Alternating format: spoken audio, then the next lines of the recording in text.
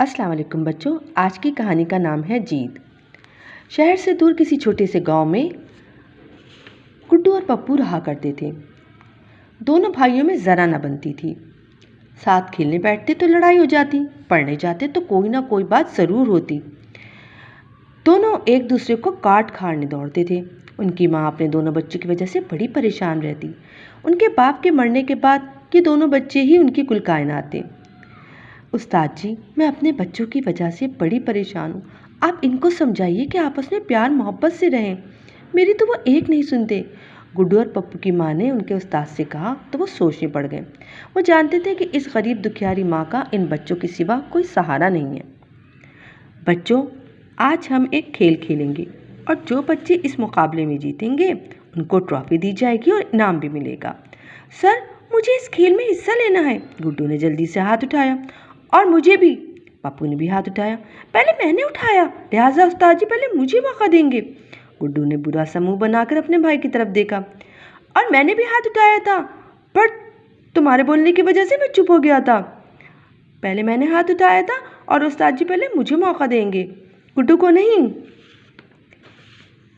सबको मौका मिलेगा। गुड्डू और पप्पू तुम्हारी एक टीम, इसी तरह सब बच्चे अपनी अपनी टीम बनाओ। दोनों भाई मुंह बना के रह गए और उस्ताद जी बच्चों को समझाने लगे। देख लेना, खजाने की चाबी तो मुझे ही मिलेगी। पप्पू ने चहक कर आम के पेड़ के इधर उधर झांकते देखा। बड़े आए कहीं से, मैं भी ढूंढ के दिखाता हूँ। गुड्डू चिढ़ के बोला, जरा हटो, मुझे इधर ढूंढने दो। पप्पू ने गुड्डू को धक्का दिया और वो जमीन पर गिर पड़ा। तुमने मुझे गिराया? गुड्डू गुस्से से तिलमिलाया और दोनों भाई एक दूसरे पे झपट पड़े। उस्ताद जी, मुझे खजाने की चाबी मिल गई। उनकी क्लास के बच्चे राजू ने चीख के कहा। अरे, राजू ने तो इधर से ही चाबी निकाली जहाँ मैं देखने जा रहा था, गुड्डू ने बसूरते हुए कहा। राजू की टीम जीत गई, पप्पू ने रोते हुए कहा। और लड़ो तुम। गुड्डू को भी गुस्सा आ रहा था। बस एक ही कदम का तो फासला था और राजू ने वहीं से खजाने की चाबी निकाल ली। दोनों भाई हाथ मलते रह गए और मुकाबले का पहला हिस्सा राजू की टीम ने जीत लिया। आप बच्चों के पास वक्त कम है। सिर्फ 5 मिनट में कुएं से जो टीम भी जितनी ज़्यादा डोल पानी निकालेगी वो मुकाबला जीत जाएगी। गुड्डू, पप्पू, पहले आपकी टीम। पप्पू, तुम कुएं से पानी नहीं निकाल सकते, मुझे करने दो, गुड्डे ने कहा। गुड्डू, तुम कमज़ोर हो, जरा अपनी और मेरी जिसामत को तो देखो। मैं तुमसे ज़्यादा मोटा हूँ और मैं ज़्यादा फुर्तीला हूँ। दोनों भाई ऐसे लड़ रहे थे कि जैसे जंग का मैदान हो। पहले पानी मैं निकालूंगा। पहले राउंड में भी तुम्हारी वजह से टीम हारी थी।